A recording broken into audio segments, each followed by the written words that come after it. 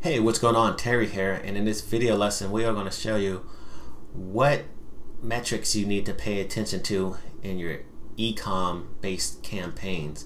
So always lots of questions around how do I know if things are going well, how do I know if they're not going well. So in this video lesson we're going to tell you what to look for, and we're going to do it in less than 10 minutes.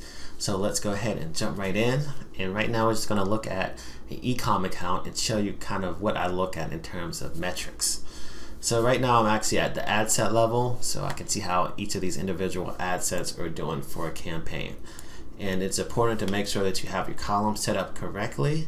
If you don't know how your columns to be set up to be able to view this data more easily and efficiently, go ahead and watch another video that teaches you what columns I use to set up and why. Alright, so in terms of metrics, obviously to me the most critical one is the website purchase return on ad spend, and this is a pretty new column within Facebook Ads Manager, which I love. Before I had to do this manually, but now we can just go ahead and pull this right in. So this is the most important metrics you want to look at, because it tells you that for every dollar you spent, what you made in return. So 5.71 is 571%. So that means that for every dollar we've put into this ad set over the last 30 days, we have made $5.71 back. 647% and 1,836%. $1 in, $18.36 out. So that is the most critical metric. And then secondly, I'm looking at the cost per purchase. So a lot of people just kind of mix that up and they pay so much attention to cost per purchase, but they're not looking at the return on ad spend, and that's a mistake because all purchases are not created equally. So if someone's buying more, or if one ad set has a higher AOV consistently, you're paying more to get that purchase knowing that you're making more money from it. So that's why I look at the return on ad spend first, and then I take a look at the cost per purchase. And in this case it kind of makes sense because this is the one that did the best, and you see that we have a $10.53 cost per purchase, where this one is $19.59. So it kind of holds true to what you would think in this scenario, but that's not always the case.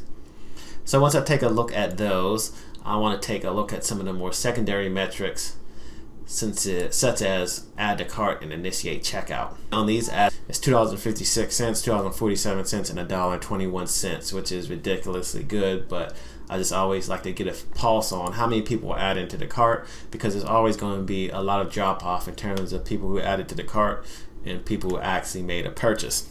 So add to cart is like the first signal of intent. So I want to see that we're at least getting some people add into the cart, because if we don't, then I know that's a problem that we have to address, and I'm going to look at even some further down the funnel metrics. And then after that, the checkout. So the checkout is the next piece of it. After someone added to their cart, if they're even more interested, they're going to start the checkout process. And that's when they see shipping and things like that. So I want to get a handle on what those numbers look like, and also how they look in comparison to the add to cart numbers. So this one means we've had 70 people check out of the 222 people that added to the cart. We had 58 of the 182 and 34 of the 87. Those numbers are okay. Like this one seems kind of low, 70 out of 222. These numbers, 58 out of 182 seems kind of low. This one seems more about right. You probably are hoping to get upwards of 50% of the people that added to the cart to actually initiate checkout. So right here, that seems like a little bit of a leak. If we can get more people to initiate the checkout that have added to the cart, we would be even more profitable. So again, this is the cost per purchases, so that's the second thing that I'm looking at. And then after I take a look at those, like let's see that I have a leak and things aren't going well, I do want to take a look at how much we're paying per click. So in this case, we're paying $2.78 per click, which is pretty high, but this is a retargeting campaign, so you can expect to pay a little bit more in some cases for a retargeting campaign, but this number is pretty high. And you see these numbers are lower, $1.05 and $1.40, but you notice here we're paying $1.40 per click, and that's our best campaign.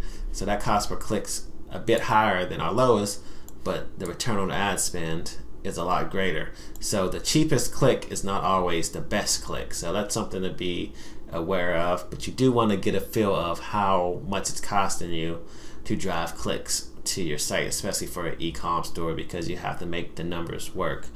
So if you're just paying a really, really high cost per click, then you know that you have problems, because you need to be able to drive traffic to your store at a good cost to make sure that the math works out. And in this case, it does. But something that I would take from this analysis is there any way we can work on getting that $2.78 down to below $1.50? Because if so, then we're going to open up ourselves a much better chance of success, especially if we keep this same ratio of getting people add to the cart and buying. And from there, also want to take a look at relevancy just to see how that's going. It's always good to take a peek at your relevant scores, and you see we have a big variance here. This one's at 8, we have a 4 in here. So they're kind of all over the board, but the relevance doesn't always equate back to the return on the ad spend. So let's take a look at this one. So we have an 8 in the lead, so that one looks good. But yeah, let's see.